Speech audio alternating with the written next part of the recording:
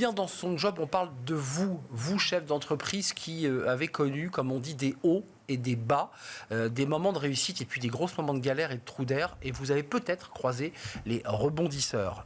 Bonjour Olivier Kerr.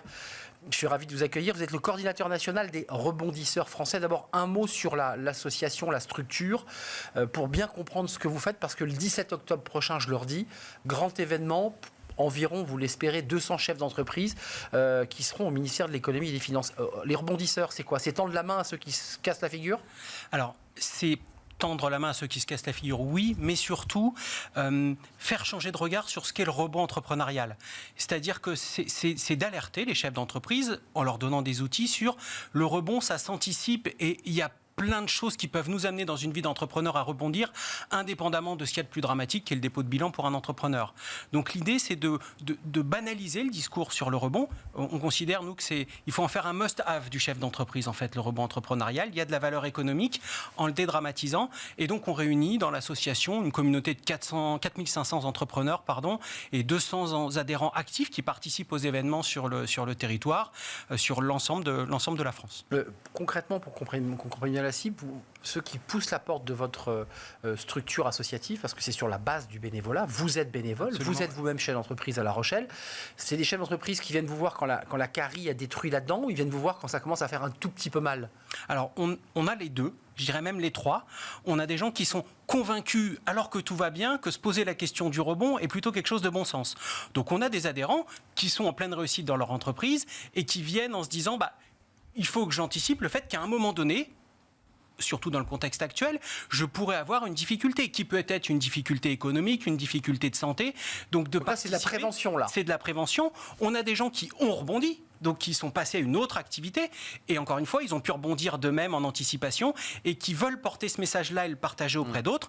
Et puis, on a en effet des gens qui poussent la porte, parfois un peu tard. Et là, c'est pas forcément nous qui allons les accompagner dans le côté opérationnel, mais c'est de mettre à disposition toute la communauté et l'expérience des chefs d'entreprise. Les chutes qui font parfois basculer, vous avez été chef d'entreprise, vous l'êtes toujours, vous n'avez pas connu d'échec. Vous avez arrêté une activité de cabinet RH en prenant votre décision. Et vous avez rouvert un autre business, comme on dit. C'est ça. Alors, en fait, je vais parler de l'échec, il existe, mais l'échec, il a un côté définitif. Nous, on pense que l'échec, il n'est pas définitif, et c'est l'idée du rebond. Il permet de rebondir. De grandir. Le choix que j'ai fait, ça faisait 15 ans que j'étais investi dans un cabinet RH qui était en plein développement, une forte rentabilité. Et j'avais un associé qui avait 73 ans, Yves, et le projet, depuis le début, c'était que je finisse de racheter les parts d'Yves pour être 100% aux commandes. Et puis un jour, j'ai réalisé que c'était mettre en danger l'ensemble de la structure et me mettre en danger. Et contrairement à ce qu'on avait mis en place fiscalement, juridiquement depuis 10 ans, j'ai dit, je pense qu'il ne faut pas que je reprenne. Incroyable. Je pense qu'il faut vendre la structure. Mais ce que vous nous racontez là, vous le racontez sous forme de mentorat à ceux qui poussent la porte. Il y a beaucoup d'échanges, j'imagine. C'est exactement l'idée, c'est de poser des moments d'échange. Par exemple, ce matin, on était en visio pour ce qu'on appelle le café du rebond, où il y a les entrepreneurs adhérents de l'association qui se retrouvent pour partager des points d'actu. Certains levaient la main en disant, tiens, j'ai telle situation qui me préoccupe aujourd'hui. Est-ce que d'autres l'ont vécu?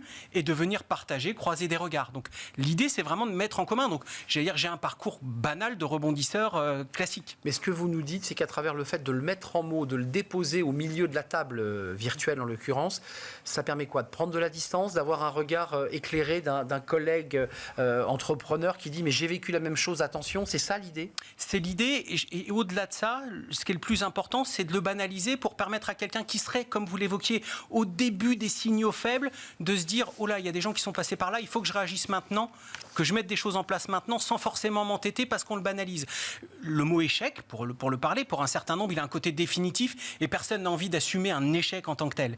Et nous, on pense que d'en parler, c'est aussi se donner les moyens de rebondir. Olivier, vous êtes passionné et j'imagine que cette passion, vous la transmettez. Ça donne aussi de l'énergie et de la force parce que parfois on est down.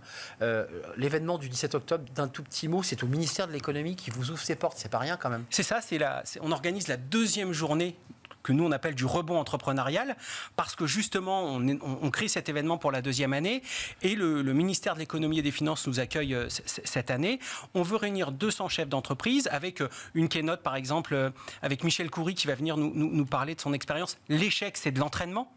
Donc l'idée, c'est de réunir 200 chefs d'entreprise, à la fois d'amener des exemples, des situations, des témoignages d'entrepreneurs. On va avoir David Corona, ex du GIGN, sur la gestion de crise. Donc il va y avoir des choses très pratico-pratiques. Donc on veut donner ces outils aux chefs d'entreprise, mais aussi créer du lien et de l'échange entre pairs en se disant, voilà, rebondissons ensemble, quoi.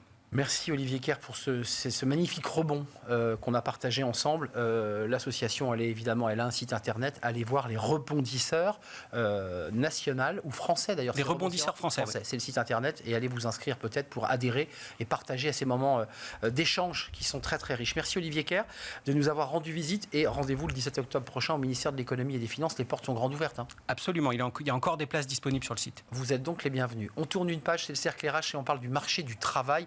Des jeunes, la relation des jeunes au travail, plus largement d'ailleurs. Des étudiants qui finissent leurs études et qui ressentent quelques angoisses à se jeter dans le monde du travail. Que se passe-t-il? Des engagements, des missions, des jeunes qui partent vers l'entreprise. On en parle tout de suite avec nos invités, c'est le Cercle RH.